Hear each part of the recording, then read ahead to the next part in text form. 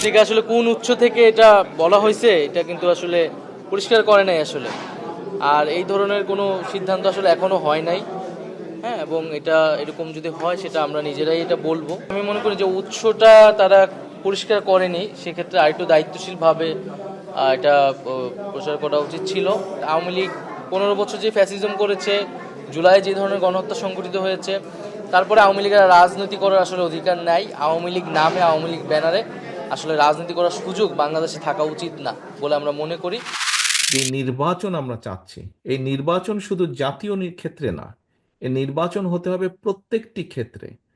সেটি ইউনিয়ন পরিষদ হোক, সেটি উপজেলা হোক, সেটি পৌরসভা হোক, সেটি কোনো ট্রেড বডি হোক, অর্থাৎ যেখানে যেখানে নির্বাচনের বিধান আছে, প্রভিশন আছে, প্রত্যেকটা জায়গায় নির্বাচন।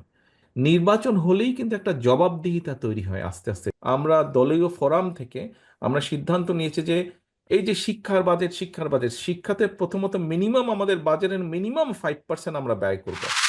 নির্বাচন করতে হলে অবশ্যই গুরুত্বপূর্ণ কিছু সংস্কার সাধন করতে হবে। এই জন্য জামাতে ইসলামী 5 তারিখেই বলে দিয়েছে এই সরকারকে আমরা যৌক্তিক সময় দিতে চাই প্রয়োজনীয় সংস্কার সাধনের জন্য।